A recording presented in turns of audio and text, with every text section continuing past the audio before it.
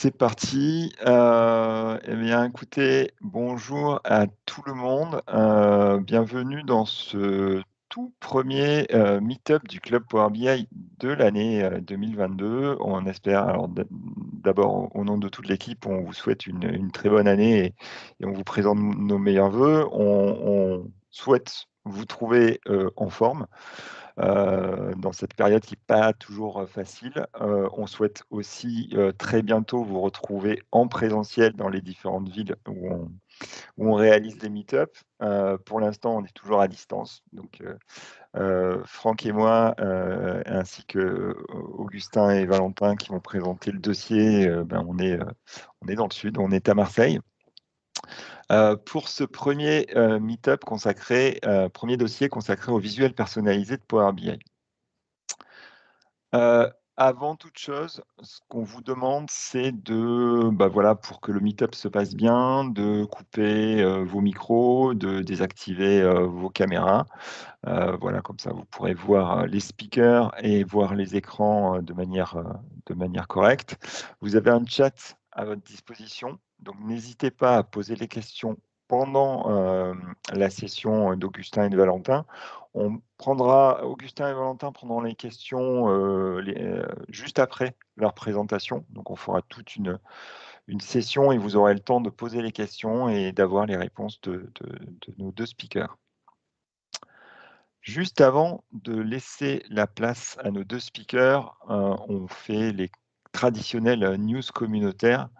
Pour ceux qui seraient tout nouveaux ici, qui arriveraient dans nos meet-up pour la première fois, il y a une seule adresse à se rappeler, http://clubpowerbi.com. À partir de cette adresse, vous accédez à notre forum, au forum du Club Power BI, donc un forum francophone où on répond et on pose les questions en français, donc pour aider les utilisateurs français de Power BI. Vous accédez également à notre chaîne YouTube, ainsi que au prochain meet-up et au calendrier des prochains meet-up. L'équipe de la saison 6 qui est bien entamée maintenant, puisqu'on en est au 101e meet-up depuis 6 saisons déjà, vous la connaissez peut-être un petit peu. Pour ceux qui ne les connaîtraient pas, le club a été fondé par Jean-Pierre et Tristan à Paris. Et il est décliné dans différentes villes, même s'il est décliné à distance actuellement. Donc à Lille, c'est Guillaume et Julie qui s'occupent du club. À Bruxelles, c'est Isabelle et Arnaud, Philippe et David à Strasbourg, Marie et Thomas à Lyon, Bordeaux qui vient d'ouvrir, c'est Gaël, Yas et Christophe. À Nantes, c'est Dimitri. Et pour Aix et Marseille, c'est Franck et moi, vos serviteurs, pour la session du jour. On voulait, avant de passer à la session, vous parler d'un événement où vous allez retrouver pas mal des membres, enfin des animateurs du Club Power BI. Donc, l'événement est un événement en ligne, le Modern Workplace Conférence Paris. Alors, ça s'appelle Paris, mais effectivement, malheureusement, cette année, c'est encore en ligne. C'est du 24, ça se passe du 24 au 26 janvier prochain, sur 3 jours. Je vous ai mis dans le chat, si vous remontez un petit peu en haut du chat, je vous ai mis le lien vers le lien d'inscription à l'événement et également l'agenda. Donc un petit focus sur l'agenda, notamment on a pas mal de représentants du Club Power BI parmi les organisateurs du club. Donc le 24, vous pourrez assister, le 24 qui est une journée de pré-conférence, donc c'est la seule journée qui est payante. C'est une formation, on va appeler ça une formation d'une journée sur des sujets autour de la Modern Workplace. Donc on a une pré-conférence qui est animée par Tristan autour de Power BI pour les utilisateurs intermédiaires. Et les 2 autres journées, vous aurez la chance de pouvoir avoir des sessions de Guillaume sur Excel et Power BI, sur les goals dans Power BI, de Julie sur la mise en place de la transition de contexte, d'Isabelle avec une session qu'elle va animer avec le Dr Flow sur Power Automate et Power Apps. Philippe animera une session sur aller plus loin avec Power BI et moi-même, j'aurai la chance d'animer avec ma camarade Christine Coste une session sur l'accessibilité des rapports Power BI. Les prochains meet-up, alors vous le savez peut-être si vous nous avez suivis dans cette saison 6, on a un rythme assez dense de meet-up actuellement. Donc pour le mois de janvier et de février, le planning, c'est le suivant. Donc on aura très bientôt un meet-up sur l'ergonomie et l'évolution des rapports Power BI à Bruxelles. Il y a 3 meet-up prévus à Lille, Strasbourg et Paris en février. Et je vous ai mis à droite notre nouveau rendez-vous récurrent, qui est le Club Power BI, l'émission. Donc on en est au 3e numéro en janvier et 4e numéro en janvier. Le concept de l'émission, c'est avec certains des animateurs du club, de donner la parole à ces animateurs pour présenter les nouveautés des derniers mois. Donc l'émission numéro 3, on présentera les nouveautés du mois de décembre, puisque vous le savez peut-être, il n'y a pas de release du Power BI Desktop et de release de Power BI en janvier. Donc c'est le seul mois où il n'y a pas de release. Donc on en profitera pour parler des nouveautés du mois de décembre. Et en fin février, par contre, on vous présentera les nouveautés de la release du mois de février. Je vais laisser la parole donc du coup à nos 2 speakers, Augustin et Valentin. Je vous laisse la main.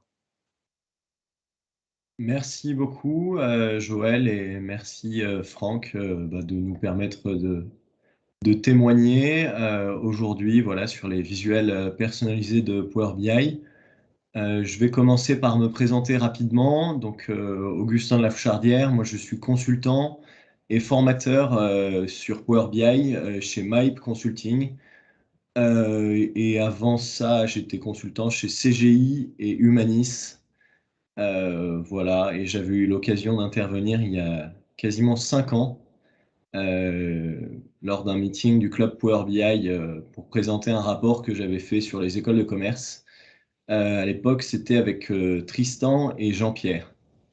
Voilà, donc aujourd'hui, je vais présenter mon écran pour présenter. Je vais peut-être laisser aussi Valentin se présenter juste maintenant. Valentin Chaud, du coup, consultant tech lead sur Power BI. Donc, je touche aussi à d'autres sujets autour de Power BI. Donc, ça peut être voilà, de l'embedding Power BI, des capacités premium, mais aussi autour de la Power Platform. Alors, je vais présenter mon écran que vous voyez probablement. Alors, est-ce que vous voyez le PowerPoint? Oui, c'est bon. Ok, génial. Donc aujourd'hui, moi, je vais plutôt m'occuper de la partie fonctionnelle et Valentin de la partie technique.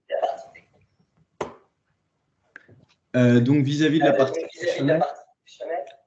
Alors il y a peut-être un petit écho, si vous pouvez couper vos micros. Ok, Merci. là, ça a l'air mieux. Ouais, je crois que c'est beaucoup mieux. Merci. Oui, donc en fait, c'était lors d'un projet de création de rapports paginés pour un grand groupe dans l'énergie. On a eu besoin d'un visuel très spécifique. On a d'abord cherché dans la liste de visuels natifs de Power BI si on pouvait avoir une réponse à notre besoin. On n'a pas trouvé. On a ensuite cherché dans la liste de visuels personnalisés de Power BI sur AppSource si, encore une fois, il y avait une réponse à notre besoin et on n'a pas trouvé. Donc, il s'agissait de quoi? Il s'agissait d'un visuel qui remplisse les conditions suivantes. Donc déjà, afficher des points sur un axe X et un axe Y. Donc, ce que fait un vulgaire nuage de points. Sauf qu'il fallait aussi afficher 3 zones dites de confort. Donc, par exemple, une zone rouge, une zone orange et une zone verte. Il fallait que chaque zone de confort soit totalement paramétrable, donc à la fois ses coordonnées et ses couleurs.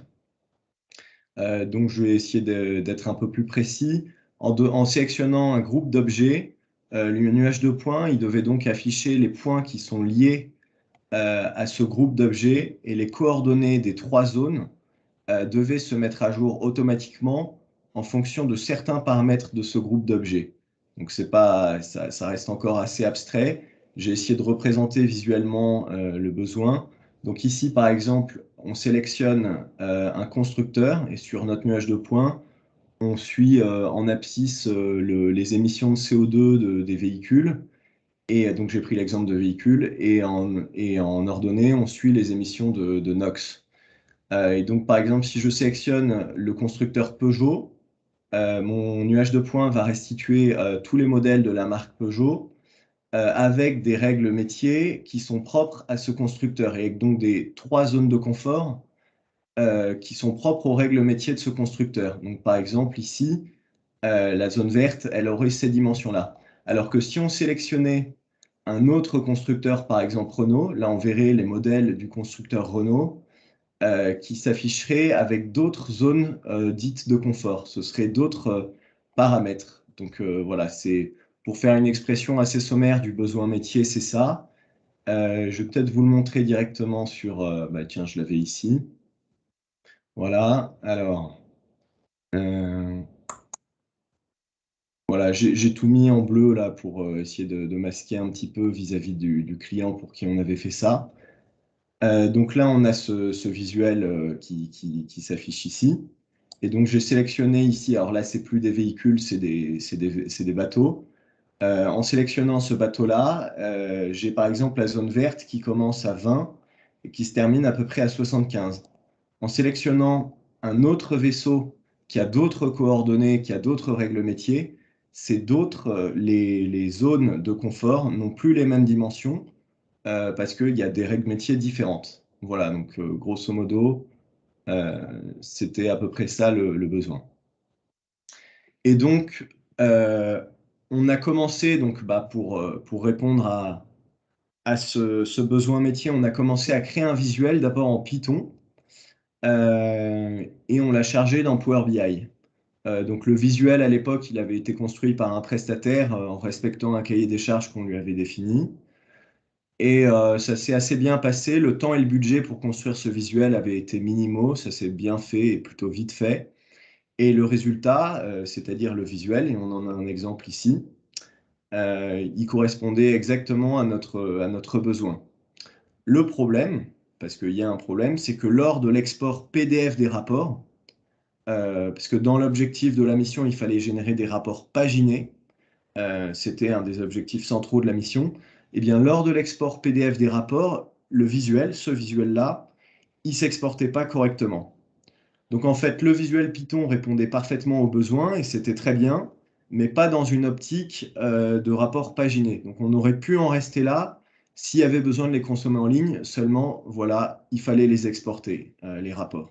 Donc on a fini par comprendre que pour que les exports soient corrects, il fallait publier le visuel sur Microsoft AppSource, donc la marketplace de visuel Power BI, et il fallait faire certifier ce visuel par Microsoft. Alors, encore une fois, ici, j'ai un exemple d'export PDF, et dans l'export PDF, où j'ai soigneusement masqué le reste avec des gros rectangles bleus, on voit bien ici que le visuel qui a été développé en Python ne s'exporte pas correctement. Donc, ça pose problème.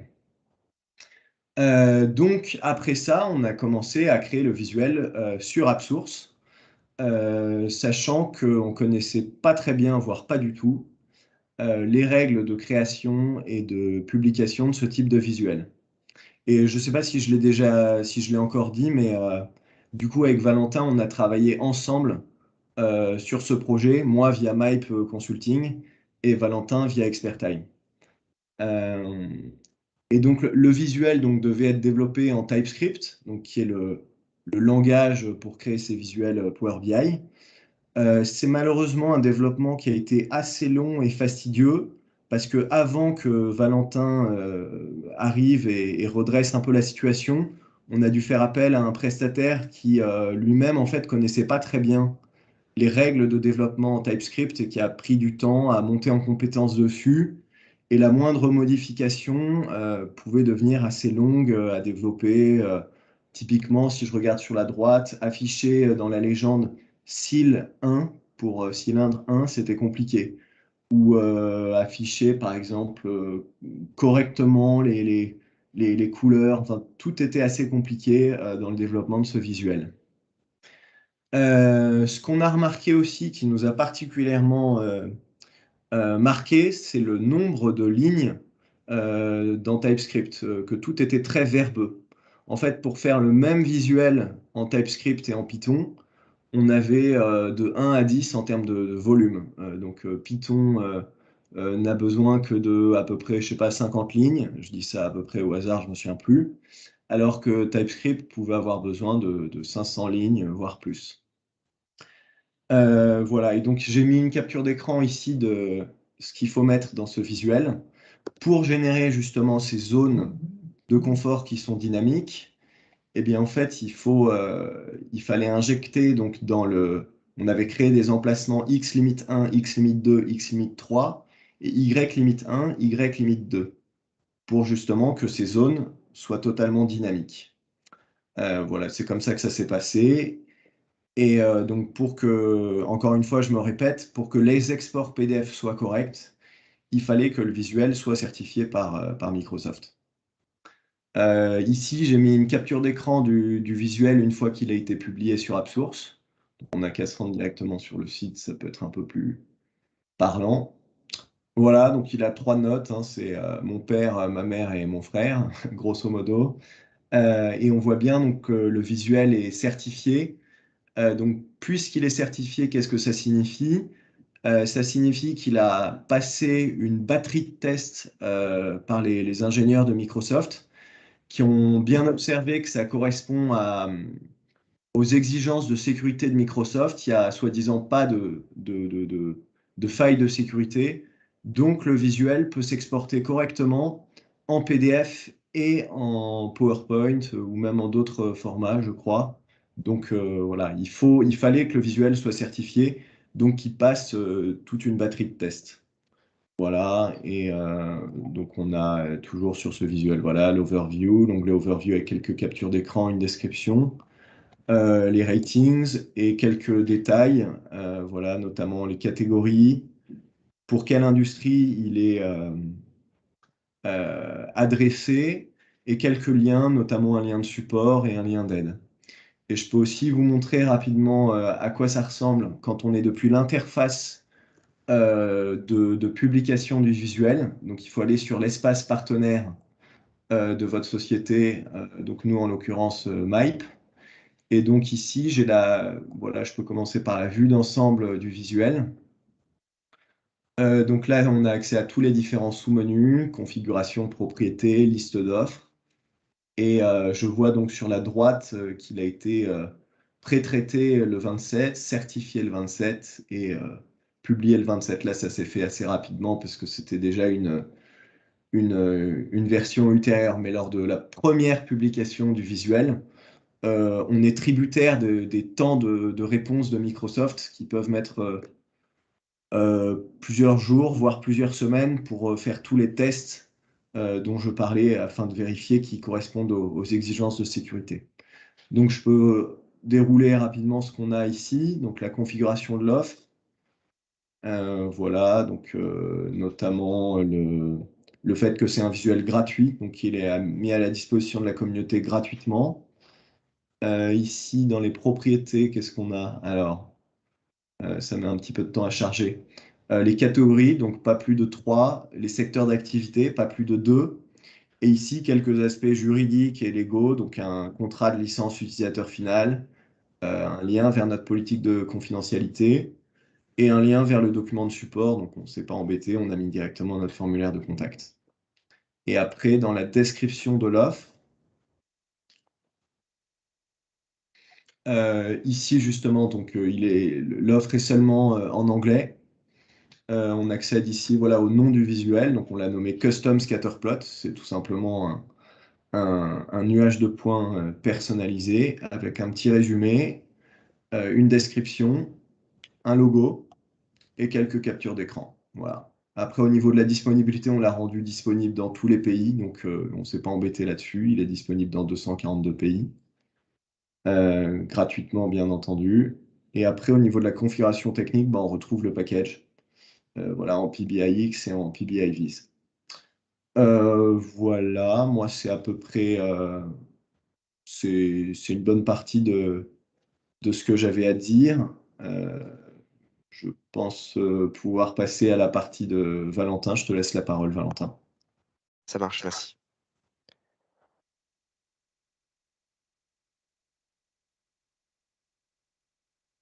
Oui, peut-être s'il y a des questions avant que je commence, si vous le souhaitez. N'hésitez pas, je vois qu'il n'y a pas de questions pour l'instant dans le chat, mais si vous avez des questions.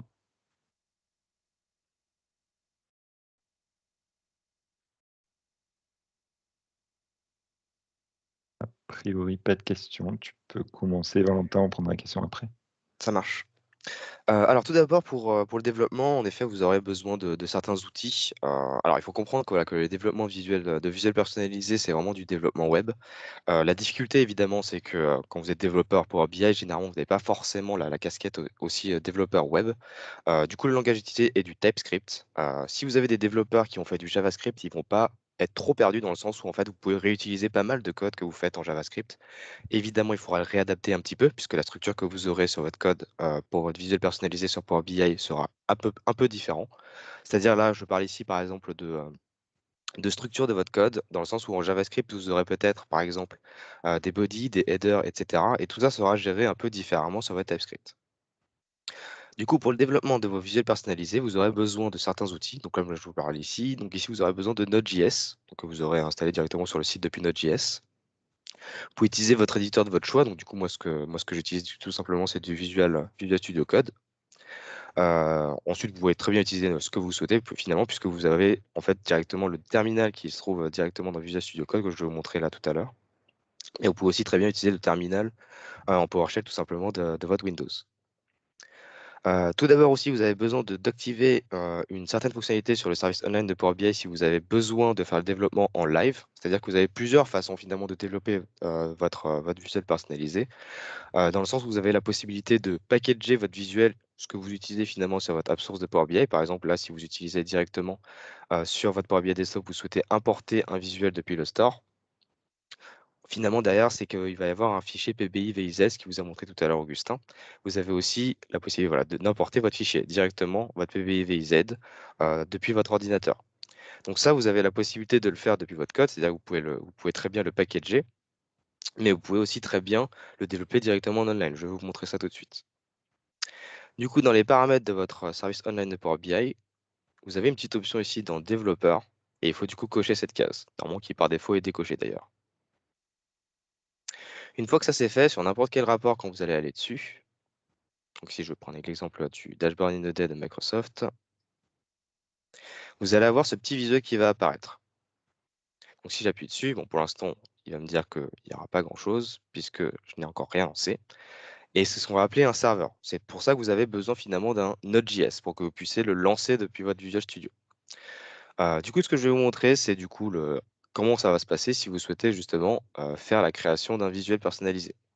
Tout d'abord, vous avez besoin d'installer pas mal de choses. Vous avez besoin d'installer tout d'abord le tool Power BI sur votre Visual Studio. Donc là, pour le coup, si vous lancez cette ligne de commande, vous allez pouvoir installer Power BI. Donc pour le coup, moi, je l'ai déjà installé. Mais ensuite, vous avez besoin, voilà, de faire ça, ou depuis votre terminal d'ailleurs, hein, ça pourrait très bien être autre chose que votre Visual Studio. Vous pouvez très bien le lancer depuis votre terminal. Une fois que ça c'est fait, vous aurez enfin Power BI d'installer, enfin les outils Power BI pour pouvoir le développer sur du code TypeScript. Et ensuite, vous aurez besoin d'installer un certificat. Le certificat, pour moi, c'est la partie la plus compliquée, puisque pour le coup, vous avez besoin de faire pas mal de choses. Et il peut y avoir des aléas entre les différents ordinateurs. C'est-à-dire que ça peut très bien marcher sur un ordinateur et pas sur l'autre. Mais en gros, quand vous aurez installé votre certificat, bon, moi je l'ai déjà fait, mais je vais vous montrer ce que ça donne. Vous allez vous montrer une petite interface ici, avec du coup l'installation du certificat. Pour le coup, moi je l'ai déjà fait, mais ensuite vous avez besoin de faire pas mal d'étapes. Vous trouverez des tutoriels en ligne, vous en avez pas mal sur cette partie certificat. Vous verrez qu'il y a pas mal de sites qui, voilà, qui vont vous parler de cette partie certificat. Hop. Du coup, je vais commencer par faire justement à créer un visuel. Donc, je vais l'appeler démo par exemple. Et ça va me créer finalement un dossier que vous allez voir à gauche. Et il m'a créé finalement pas mal de fichiers au fur et à mesure parce qu'il est en train de me créer mon dossier. Donc là, c'est un visuel qui est tout vierge. Je vais aller dessus directement. Et si je le lance,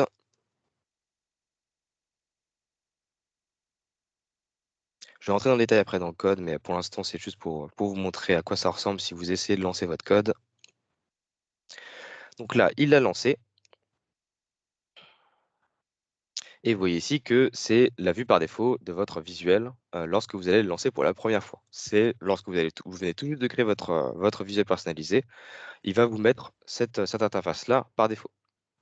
Donc ce que je vais faire, c'est commencer par lui mettre un champ, parce qu'il a forcément besoin. Alors il y a pas mal de petites subtilités dans le développement, développement de visuel personnalisé, et ça, vous allez apprendre avec l'expérience. Par exemple, là, le fait d'avoir forcément besoin d'un champ pour que le visuel puisse répondre, parce que si je n'avais pas mis de champ, en fait, l'update count ne se serait jamais incrémenté, par exemple. Ce genre de choses-là. Voilà, comme vous pouvez le voir ici, par exemple, lorsque j'insère un champ, je vais vous montrer ici quand j'insère un champ, vous allez voir l'update count qui va s'incrémenter. Pareil, lorsque je vais modifier la taille de mon visuel, il va aussi s'incrémenter. C'est à chaque fois que l'appel de ma méthode update, que je vais vous montrer tout de suite, va être appelé. Je vais vous montrer maintenant la structure de mon code. Vous voyez que vous avez pas mal de fichiers dans le dossier qui venait d'être créé lorsque j'ai créé mon visuel personnalisé. Ce qui nous intéresse ici, c'est notre dossier source, donc SRC, où on va finalement avoir notre fichier visuel.ts. C'est là où on va avoir le cœur finalement de notre visuel. Donc pour le coup, ici, vous voyez que j'ai pas mal d'imports finalement de bibliothèques qui vont être utilisées pour notre visuel personnalisé. Donc ça, ce sont les bibliothèques de base que va utiliser notre outil de visuel personnalisé. On va avoir nos initialisations aussi de nos variables. Et vous allez avoir ce qui va nous intéresser ici, les différentes méthodes. Vous voyez la première méthode ici qui va être constructor. Ça va être la première méthode qui va être utilisée dès le début, avant que même que votre visuel n'ait des champs qui soient évidemment appelés que vous allez, comme par exemple, quand je vous parle ici en fait, de champs, c'est vraiment quand le moment où vous allez mettre des champs, vous n'avez pas encore fait ça, qu'il a déjà démarré et il a initié le constructor.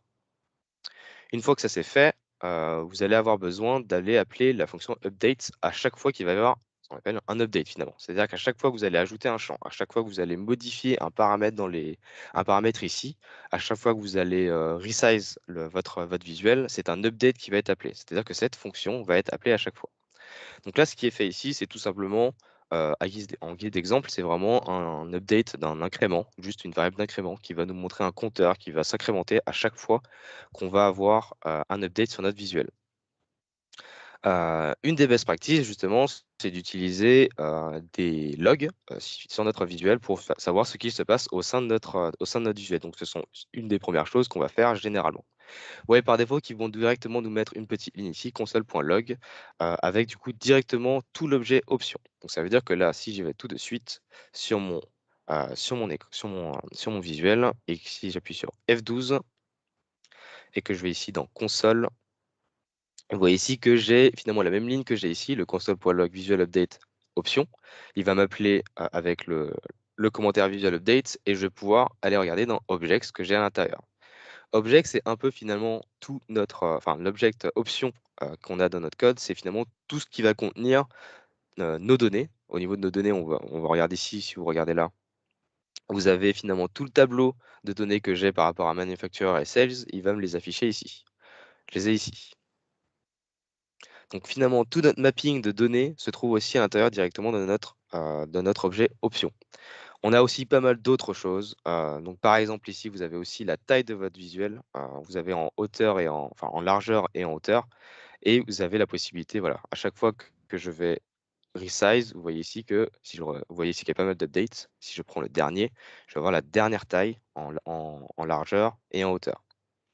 Donc, pour faciliter la tâche, je vais vous montrer un exemple. Si je fais la même chose et que j'essaie de voir finalement la largeur et la hauteur de mon visuel, disons que là, je souhaite avoir la hauteur.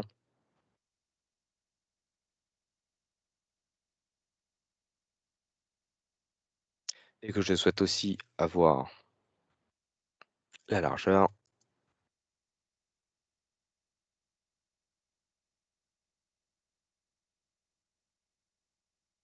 Là, je vais enregistrer mon visuel. Vous voyez, vous allez voir en dessous dans mon terminal que ça va se relancer, ça va se refresh. Et ici, de ce côté-là, si je lance un refresh aussi sur mon visuel, qui me finalement m'autorise à avoir un développement en live et ne pas avoir besoin à chaque fois de repackager mon visuel pour le réimporter et vérifier que le comportement que je viens d'ajouter sur mon visuel fonctionne bien correctement. Là, l'intérêt, c'est qu'on a directement la possibilité de le développer directement en online et d'avoir le résultat en temps réel.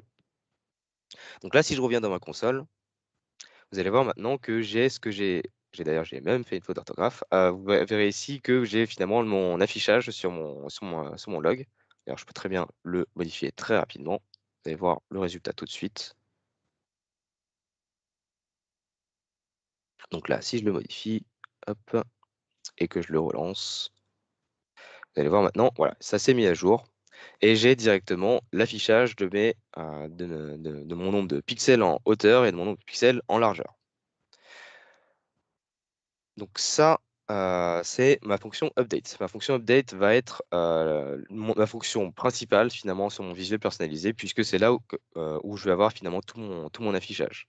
Alors c'est ici aussi que vous allez pouvoir faire vos créations de vos formes, comment dire, de réutilisation de vos données. C'est là que vous allez appeler vos tableaux de données.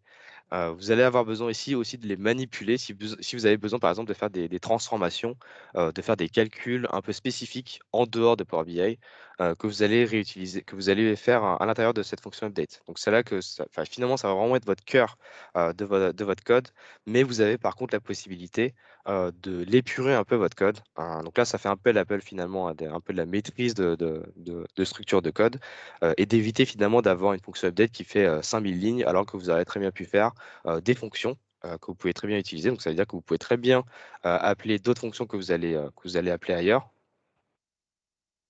avec des paramètres, etc. Donc, je ne vais pas le faire ici, mais c'était juste un guise d'exemple. Et justement, ces fonctions-là, vous allez pouvoir les rappeler finalement dans votre fonction update pour éviter d'avoir finalement un code à rallonge sur votre fonction update et d'avoir un code un peu plus épuré. Cette fonctionnalité-là, ici, c'est si vous souhaitez manipuler des objets, enfin, comment dire, des classes plutôt, que vous allez manipuler et que vous avez créé dans les autres dossiers. Si vous avez créé dans un autre fichier des classes prédéfinies que vous souhaitez réutiliser, vous avez la possibilité de les réutiliser ici et de les appeler. Donc là, il va nous utiliser du coup par défaut notre classe Visual Settings. Donc là, on va pas trop besoin de s'en soucier pour les premiers développements, mais ce sera utile plus tard si vous souhaitez faire des codes avec, à plus grande envergure avec des classes. Cette dernière fonction est aussi très importante dans le sens où ça va nous permettre de faire le lien de notre mapping entre enfin, nos champs qu'on va insérer dans notre visuel et notre code. C'est-à-dire qu'on a besoin de mapper ce qui est mis par l'utilisateur en tant que champ sur le visuel et ce qu'on va pouvoir manipuler dans notre code. Pour vous donner justement un exemple ici, vous voyez ici, dans mon visuel personnalisé, vous avez catégorie data et measure data qui va être créé par défaut dans notre visuel personnalisé. Ici, tout est personnalisable, c'est-à-dire que vous avez la possibilité, comme vous l'avez montré tout à l'heure au curseur sur notre visuel, c'est qu'on a plusieurs champs qu'on a insérés. On peut avoir 5, 6 champs, 10 champs. J'ai même eu l'exemple d'un visuel personnalisé qui allait jusqu'à 100 champs. On peut faire ce qu'on souhaite finalement. C'est-à-dire que vous avez ici finalement la possibilité de définir autant de champs que vous souhaitez, que ce soit en catégorie, en valeur, mesure, etc. Vous verrez ici que vous avez la possibilité de créer plusieurs groupes. Donc là, j'ai deux groupes, le groupe Measure Data et le groupe Category Data, ce que l'on trouve finalement ici. Ensuite, juste en dessous, vous avez Objects. Donc là, ce qu'on est en train de voir ici, c'est un fichier JSON, donc c'est vraiment un fichier de configuration que vous pouvez modifier et vous avez finalement la possibilité d'ajouter vos propres options. Ce que vous voyez ici, voilà, ce sont des options qui ont été ajoutées. Vous voyez Data Colors. Si je vais ici dans mes options, Data Colors, je vais le voir ici. Donc là, c'est un exemple pour vous montrer un peu ce qu'il est possible de faire. Vous avez la possibilité voilà, d'utiliser la palette de Power BI pour avoir des couleurs. Donc ça, tout simplement en lui donnant le paramètre color, enfin fill solid color, dans ce cas-là, vous allez pouvoir voir la même interface que vous avez sur Power BI par défaut, c'est-à-dire d'avoir la palette de couleurs ici, au lieu d'avoir à développer chaque couleur en hexadécimal, etc. Donc, vous avez la possibilité de réutiliser les bibliothèques de Power BI pour avoir finalement la même interface que sur Power BI et d'avoir ce choix de couleur avec cette palette-là. Oui, vous avez d'autres options ici, par exemple, la possibilité de choisir la taille d'un texte. Tout ça, c'est déjà défini dans Power BI. Si vous lui donnez, par exemple, le type formatting font size, vous allez avoir cette manière de montrer finalement à l'utilisateur que vous avez la possibilité de choisir ce genre de valeur-là. Donc là, vous aurez bien compris que vous avez la possibilité d'ajouter autant d'options que vous souhaitez, autant de catégories d'options, et à l'intérieur de ces options-là, autant d'options que vous souhaitez aussi. Donc la force d'un visuel personnalisé, finalement, c'est que vous avez la possibilité de choisir comment va être développé votre visuel et quelles seront les options que vous allez pouvoir ajouter sur votre visuel. Donc évidemment, sur un visuel personnalisé, vous allez essayer de donner le maximum d'options à votre utilisateur pour éviter d'avoir un développement spécifique qui va être fait en plus, en mode add-on sur votre visuel. Dans ce cas-là, vous allez essayer de couvrir le maximum d'options possibles sur votre visuel à travers ces options-là, pour éviter d'avoir besoin d'une version 2 de votre visuel et d'avoir finalement voilà, un visuel qui soit assez flexible. Comme le disait voilà, Augustin, vous avez besoin de certifier votre visuel si vous avez besoin de l'exporter, mais il y a aussi voilà, d'autres contraintes autour du visuel personnalisé. Évidemment, vu que vous allez utiliser pas mal de code à l'intérieur ici dans visual.ts, si vous faites comment dire, des appels à des fonctions ou voilà, des calculs qui peuvent être assez gourmands en termes de ressources, votre rapport peut mettre aussi pas mal de temps à afficher votre visuel personnalisé et donc ralentir finalement votre rapport. Donc ça peut être aussi un inconvénient d'utiliser des visuels personnalisés. Donc c'est au développeur finalement d'avoir un code qui soit assez propre pour éviter d'avoir finalement un visuel qui va être assez gourmand en ressources sur votre rapport. Je vais vous montrer du coup finalement à quoi ça ressemble si j'essaie justement de publier, enfin de packager mon visuel. Donc là, je vais appuyer sur CTRL-C pour arrêter mon serveur de mon visuel personnalisé. Donc là, je vais avoir un message d'erreur, mais c'est juste pour vous montrer. Si j'essaie de faire PBI VIZ package, il va essayer de me packager ça. Donc ce que vous allez connaître comme artefact vous de sortie, ça va être le PBI VIZ. C'est ce qui va essayer de me sortir. Bon là, il va m'envoyer une erreur parce que je n'ai pas encore renseigné voilà, les noms d'auteurs, etc. Donc si je vais ici de ce côté-là, et je vais lui donner tout simplement des informations factices. Je vais mettre tout simplement des espaces pour chacune de ces informations-là.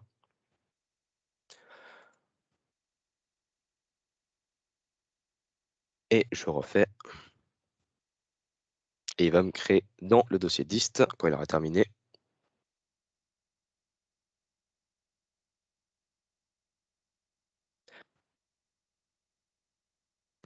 et donc dans ce dossier dist, vous verrez ici que j'ai mon fichier PBI-VIZ que je peux réimporter directement donc depuis mon Power BI Desktop, mais je peux aussi très bien le faire directement depuis mon service online.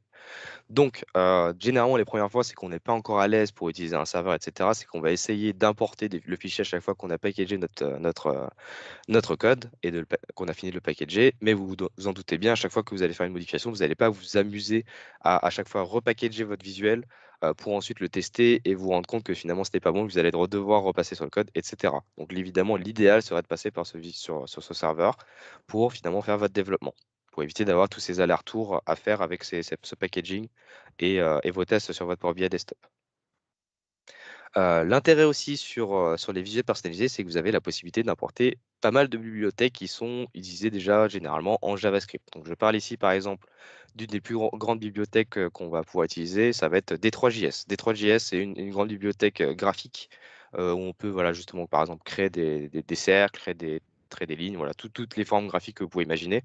Vous avez la possibilité de le faire en D3JS et en fait vous avez la possibilité de le réimporter cette bibliothèque-là et d'appeler finalement des fonctions en D3JS pour finalement créer des cercles, etc. Donc vous avez la possibilité de faire pas mal de choses assez jolies. Évidemment, ça nécessite du code et un peu de rigueur sur cette partie structure de votre code pour éviter d'avoir un code à rallonge, comme je vous le disais. D'autres fonctionnalités que vous pouvez réemployer, donc ça sera fait plus appel voilà, à une maîtrise de la partie développement web. Ça va être la partie sur voilà, la gestion de votre code et de vos éléments, ce qu'on appelle des containers. Donc ça va être par exemple Flexbox que vous pouvez réutiliser pour la partie gestion de vos conteneurs sur votre visuel personnalisé. Vous avez aussi le React.js que vous pouvez utiliser. Et aussi du grid, si vous en avez des développeurs qui sont familiers avec ça, ils peuvent aussi le réutiliser sur des visuels personnalisés. Bref, les visuels personnalisés, c'est quelque chose qui est assez compliqué quand on ne connaît pas le développement web. Et si vous avez justement des utilisateurs qui ont des, voilà, des compétences en développement web, ils vont avoir évidemment un temps d'adaptation pour voilà, comprendre comment structure voilà, ce code-là, comment interagissent voilà, les différents fichiers. Mais ensuite, voilà, ça ressemble quand même fortement à du développement web, à du pur développement web, puisque vous avez cette partie voilà, développement en JavaScript. Derrière, vous avez aussi la possibilité d'utiliser du CSS. Donc là, il n'y a pas grand-chose de défini, mais vous avez la possibilité d'utiliser du CSS. Quand vous allez utiliser du 3JS, par exemple, aussi, vous allez avoir le CSS qui est directement intégré dans votre code. Bref, tout ça, c'est vraiment autour des technologies finalement de développement web. Je pense avoir fait le tour, en tout cas, de manière assez high level sur la partie code. Je vais vous laisser poser des questions si vous en avez. Je pense que vous en avez probablement. Alors, il y a eu une question. Oui. Quels sont les impacts de l'exécution de la sandbox? Uniquement les performances. Quand on parle ici de sandbox, c'est le serveur que je venais d'allumer tout à l'heure ou qu'est-ce que vous voulez dire par sandbox? N'hésitez pas à vous démuter hein, pour poser la question, Didier. Oui, bonjour. Bonjour. En fait, les custom visuals sont exécutés dans un espace qui s'appelle la sandbox à l'intérieur de Power BI, qui doit offrir un nombre de protections, je suppose. Et donc, je suis certain qu'il y a un impact sur les performances, mais je voulais savoir s'il n'y en avait pas d'autres. Alors, quand on parle ici de la sandbox, c'est bien le serveur que je venais d'allumer, par exemple, tout à l'heure. Ou Non, vous parlez d'autre chose? c'est un mode d'exécution des custom visuals à l'intérieur du rapport Ah, Power. d'accord. Ok. Oui, c'est-à-dire que oui, l'intérêt d'ailleurs d'un visuel personnalisé qui est certifié, c'est que vous êtes sûr que ce visuel personnalisé ne va pas faire d'appel vers l'extérieur. D'où l'intérêt de le certifier. Par exemple, vous allez voir que vous n'avez pas forcément des visuels de cartes qui vont être certifiés puisqu'ils vont forcément avoir besoin de faire un appel vers l'extérieur puisqu'ils ont besoin de faire un appel vers l'API des cartes. Donc là, si on parle ici de sandbox, je suppose que c'est enfin, très probablement sur la partie appel vers l'extérieur. Je crois qu'il y avait des questions juste avant. La seule vérif de Microsoft est la sécurité. Sur la certification, je suppose. Donc du coup, là, je viens d'y répondre un peu sur cette question-là. En effet, oui, ce sont les appels vers l'extérieur qui vont être vérifiés si justement il n'y a aucun appel vers l'extérieur qui ont été faits. Il y a aussi d'autres points qui sont à vérifier. C'est voilà, le système de versionning du visuel. Est-ce que voilà, les informations que je venais de vous montrer tout à l'heure sur author name, description, etc., tous ces champs-là sont déjà remplis. À l'intérieur du code, on n'a pas des. Voilà, il y a une petite phase d'audit de la team de Microsoft qui va vérifier si justement le code qui est utilisé n'est pas. Ne va pas reboucler à l'infini et justement à des performances adéquates. C'est d'ailleurs pour ça qu'il nous demande d'avoir un rapport avec ce visuel à l'intérieur pour avoir un test sur ce visuel-là. Donc pas mal de checklists, donc que ce soit aussi de manière légale, puisque voilà, ce qu'il vous a montré tout à l'heure Augustin, c'est que vous avez aussi pas mal de parties juridiques à passer pour pouvoir certifier votre visuel. Oui, justement, Juste pour je compléter, reprends juste ce que tu excuse-moi. as dit. Ah. Oui, juste pour compléter, Microsoft ne vérifie pas qu'il y a un intérêt fonctionnel pour d'autres utilisations, d'autres sociétés, par exemple? Non, pas forcément. C'est un visuel qui d'ailleurs est censé être générique dans le sens où vous allez pouvoir utiliser. Alors là, dans notre cas, c'était plutôt vraiment spécifiquement parce qu'on avait besoin de l'exporter en PDF. Donc là, du coup, c'était vraiment un visuel qui était utilisé vraiment spécifiquement pour notre cas. Mais c'est vrai que ça, je pense qu'il y a très peu d'utilisation pour d'autres projets. Mais en effet, non, il n'y a pas vraiment de vérification pour savoir si c'est un visuel qui va être utile pour d'autres cas fonctionnels. Merci. Oui, Augustin, tu voulais compléter? Non, bah, du coup, tu l'as dit, en effet, la partie juridique et de mémoire, il y avait la validation du business profile de l'entreprise qui publie. Donc, de mémoire, c'est un process qui avait pris 2 ou 3 semaines. Donc, ouais, là, on est encore une fois sur du juridique, pas du tout sur de la technique. Voilà. Et il y a une dernière question aussi sur Charticulator que malheureusement je ne connais pas. Si tu veux, Valentin, je te laisse y Ouais. répondre. C'était justement quelque chose qu'on avait justement vu il y avait quelques années qui était sorti chez Articulator. Bon, c'était pas aussi développé que ce qu'on a aujourd'hui. Pour le coup, on s'était penché dessus aussi, mais dans le sens où on avait vu que ça s'était sorti, mais on avait déjà entamé pas mal de développement nous de notre côté. Ça ne se passe pas vraiment de la même manière en développement. Que ce soit sur Articulator ou que ce soit sur nous de notre côté en vraiment en développement web. C'est pas vraiment la même manière de faire. C'est-à-dire que c'est pas vraiment en code que vous allez avoir la même chose sur votre articulator. Pour le coup, on avait essayé un petit peu le articulator, mais enfin, on avait fait ça il y avait quelques années, donc c'était pas aussi développé que ce qu'on a aujourd'hui. On pourrait peut-être le réessayer dans les temps à venir, mais c'est vrai que c'était pas aussi développé que ce qu'on a aujourd'hui. Pour le coup, c'est pareil hein, pour ce qu'on a développé directement en développement web. Il y avait pas mal de limitations qu'on avait à l'époque qui, du coup, ont été résolues entre-temps. On a eu pas mal de discussions directement par mail avec voilà, les équipes de développement, enfin ceux qui sont derrière finalement cette bibliothèque de visuels personnalisés, le Visual Tools de Power BI, qui était en contact avec nous pour cette partie-là des limitations qu'on avait sur notre visuel. Oui, en effet, ça fait déjà quelques années, ça passe très vite, qu'on avait déjà fait ces développements-là. Et en tout cas, oui, c'est vrai qu'on a eu d'autres cas voilà, de développement de visuels personnalisés autres voilà, que celui-ci, on en a eu pas mal, dont un qui nous avait fait un développement sur 6 mois en full-time sur un développement de visuel. Et voilà, on avait rencontré pas mal de soucis, que ce soit performance ou que ce soit voilà, limitation sur ce qu'on a à disposition sur notre code. Donc là, si je reviens très rapidement voilà, sur notre code, si je reviens ici, voilà, pour vous revenir sur justement ce que je vous ai montré tout à l'heure ici sur notre mapping de nos champs, nous, notre difficulté, c'est on avait un client qui nous avait demandé finalement d'avoir au sein du même visuel la navigation au sein du visuel. C'est-à-dire que vous avez, par exemple, sur votre visuel, vous allez cliquer sur un élément de votre visuel personnalisé et ça va vous renvoyer vers une autre vue. Exemple, vous êtes par exemple, je ne sais pas, sur un histogramme, vous allez cliquer sur une barre et quand vous allez cliquer sur votre barre de votre visuel personnalisé, ça va changer votre visuel et ça va naviguer vers un tableau, par exemple. Le problème, c'est que vous pouvez très bien avoir un tableau qui a besoin de plus de données que celles que vous aviez sur votre histogramme. C'est-à-dire que vous avez finalement 2 sets de données, en fait. C'est-à-dire que vous avez ici, on va dire par exemple, mon premier set de données ici, et je vais avoir mon deuxième set ici de données. Le problème, c'est que tout ça, c'est contenu dans le même visuel. C'est-à-dire que vous avez votre visuel qui contient en fait un set de données pour par exemple ici, votre histogramme, et ici votre set de données pour votre tableau. Mais vous n'avez pas la possibilité de le faire sur 2 visuels, puisque vous êtes dans le même visuel. Vous avez besoin d'avoir votre tableau, enfin vos données de votre tableau et vos données de votre histogramme dans le même visuel. Et ça, vous n'avez pas vraiment la possibilité de dire à votre visuel, bah, passe vers la page numéro 2 et utilise plutôt ce visuel-là. Non, vous allez devoir tout faire ça sur le même visuel. Donc là, on s'est retrouvé finalement avec un visuel. Bon, pour le coup, là, il était à rallonge, mais on n'avait pas vraiment le choix. On avait vraiment un gros visuel qui avait finalement à l'intérieur une dizaine, quinzaine de visuels à l'intérieur, et ça nous a causé des problèmes de performance.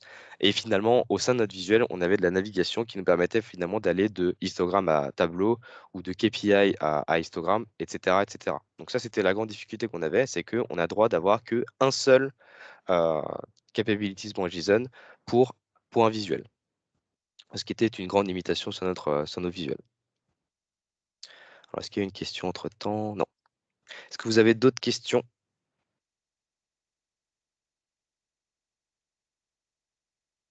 Oui, Valentin. Oui. Tu saurais dire si, quand on exporte le visuel Power BI, quand on veut le publier, il embarque toutes les bibliothèques qu'on a importées? Ou est-ce que certaines bibliothèques sont déjà préinstallées sur le service Power BI pour alléger le poids des visuels? Alors non, il n'importe pas toutes les bibliothèques, c'est-à-dire qu'il va le recompiler derrière. Le BBIVIZ, il va pas avoir forcément toutes les bibliothèques que vous avez importées sur votre visuel personnalisé. Il va réutiliser, il va finalement voir tout ce que vous avez pu utiliser dans votre code et il va le réexécuter. Et du coup, il va devoir passer par les bibliothèques qu'il a utilisées. Mais par exemple, si vous avez importé des bibliothèques qui ne sont pas utilisées, non, il ne va pas en avoir besoin. Si c'était la question. Je ne sais pas si j'ai bien saisi la question, mais Oui, c'est ça, en partie. ok.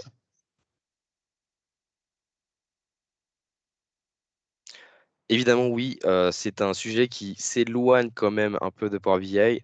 C'est vrai que quand on compare du Power BI à du développement web, il y a quand même une grosse différence. La difficulté en plus de ces développements de visée personnalisés, c'est on a besoin finalement d'avoir des connaissances sur Power BI, puisque là, je vous parlais ici tout à l'heure de mapping de vos champs Power BI et de la partie développement web, qui n'est pas forcément évidente à prendre en main quand on n'a jamais fait de développement web. Bon, moi, j'ai eu la chance, voilà, moi, j'avais l'expérience sur Power BI. Et j'avais la chance dans mes équipes, d'avoir des développeurs web. Et du coup, on a pu se mettre en lien pour finalement travailler ensemble sur ces visuels personnalisés. Je me suis permis de mettre un lien également dans le chat sur sur un précédent meet-up qu'on avait fait il y a 3 ans à Aix-en-Provence. Je l'avais présenté avec un de mes clients. C'était justement des développements de visuels personnalisés. Donc, et on n'était pas rentré dans l'aspect technique que viennent de présenter Augustin et Valentin. Par contre, on avait montré le résultat final. Donc, si ça vous intéresse, pour compléter ce meet-up-là, vous pouvez aller voir cette vidéo qui date un peu de fin 2018. C'est lui ça. faire un Je tour. crois que c'était mon premier meet-up, hein. Ouais, mais qui est toujours d'actualité, puisqu'on en parle toujours. Et vous y aviez fait un truc très intelligent, enfin très, très sympa. Vous aviez stocké du SVG dans les cellules pour pouvoir faire les Pour mises à pouvoir jour. Je me souviens changer parce que les pictos qu'on affichait, oui, ouais, tout à fait. ouais. C'était un truc assez futé, quoi. Oui, par ailleurs, oui, je vous parlais tout à l'heure de D3JS. Justement, vous avez la possibilité de manipuler des objets SVG si vous le souhaitez. Quand je parle d'ici d'SVG, ça peut être des cercles, ça peut être des images que vous pouvez insérer, etc. Bref, pas mal de possibilités. En effet. Et j'aurais une question Mhm. sur. Alors, pour développer en Node.js,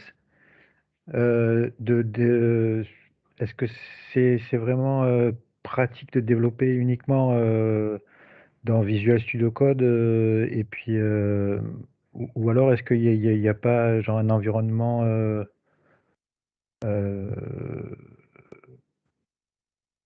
je veux dire de Alternatif. faire un développement du graphisme à part ou alors c'est mieux de faire tout dans Visual Studio Code direct Alors, Visual Studio Code est assez intéressant dans le sens où vous avez des fonctionnalités un peu avec des modules, des add-ons sur Visual Studio Code. Par exemple, moi j'ai eu l'occasion de faire des développements comment dire, en collaboratif avec d'autres collaborateurs, où on a la possibilité finalement de faire des développements ensemble. Bon, c'est-à-dire que le code va être synchronisé entre les différents utilisateurs.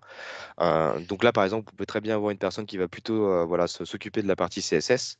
Donc là, vous avez vu dans mon dossier tout à l'heure, vous aviez une partie CSS et vous avez aussi la partie Visual.ts. Vous avez très bien la possibilité d'avoir un collaborateur qui va s'occuper d'utiliser, de développer les fonctions et d'autres collaborateurs qui vont s'occuper de faire le cœur du développement, etc. Bref, vous avez la possibilité de faire pas mal de choses quand vous allez utiliser Visual Studio Code. J'utilise ici Visual Studio Code, mais en effet, oui, vous avez la possibilité d'utiliser tout autre outil. Vous n'êtes même pas obligé d'utiliser Visual Studio Code. Vous pouvez très bien éditer sur votre éditeur de votre choix.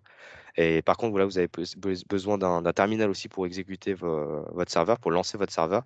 Donc, comme je vous dis, vous pouvez très bien, voilà, pour faire la même chose que ce que je viens de faire tout juste là, vous pouvez très bien utiliser votre terminal en PowerShell pour lancer le serveur et avoir votre éditeur, votre bloc-notes, hein, par exemple, hein, sur votre code pour faire le développement. Mais comme Visual Studio inclut déjà toutes ces choses-là, bah, ça facilite grandement la tâche. ouais, ok, bah merci. C'était juste parce que pour savoir s'il n'y avait pas genre une interface graphique du genre Dreamweaver pour faire du Node.js un peu plus avec la souris ou comme les graphistes ou plutôt que de faire des lignes de code pour faire des cercles. Ah ok, je vois ce que vous voulez dire. Bah là, du coup, dans ce cas-là, oui, ça ressemble plus à du Charticulator. Et dans ce cas-là, oui, moi, je ne me suis pas encore penché depuis que ça a été remis à jour. Mais en tout cas, oui, je pense que ça ressemble plus à du Charticulator, ce que vous recherchez. Ok, ça marche. Et sinon, ouais, j'ai une question aussi sur le filtrage. Donc, le filtrage qui est présent dans la page du rapport, il passe directement dans l'objet Oui. option, quoi. Ça, c'est bon. Mais par contre, le filtrage il faut paramétrer dans le filtrage de quand on clique dans le visuel personnalisé pour que ça filtre. Par exemple, si on clique sur une donnée pour que ça filtre les autres visuels qui sont à côté de Oui, la page.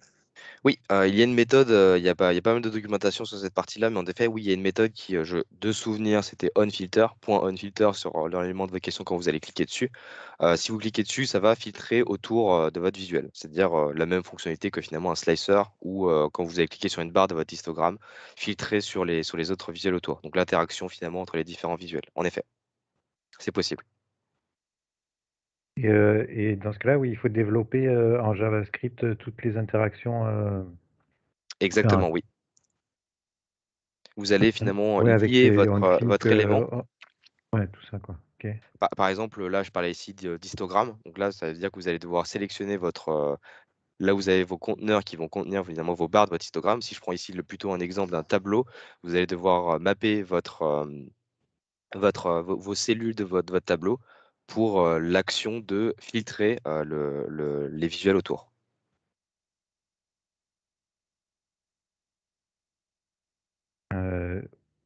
Ok. Et si on veut développer un slicer, c'est pas par exemple, ouais, quand on clique sur un histogramme qui est pas censé être un slicer, quoi, ça filtre quand même ce qu'il y a autour.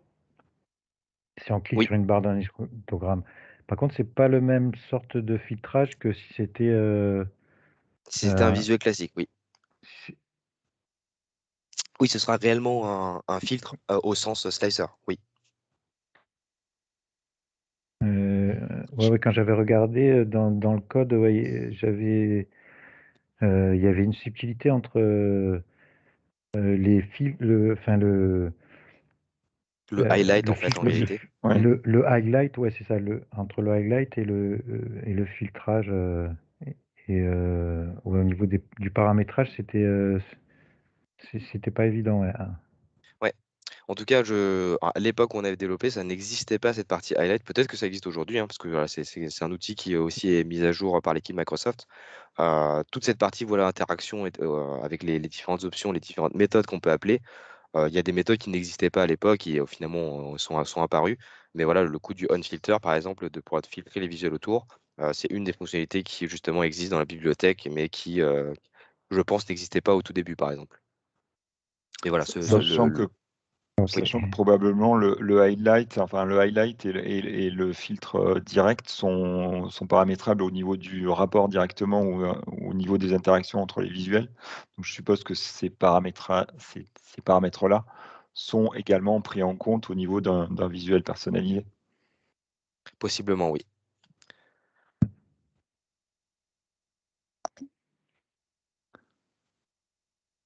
Très bien. Est-ce qu'il y a encore des questions?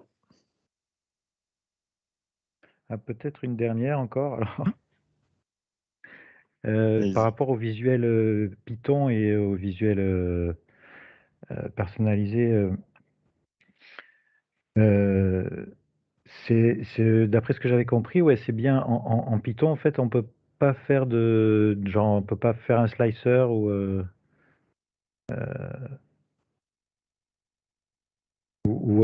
alors si je me trompe.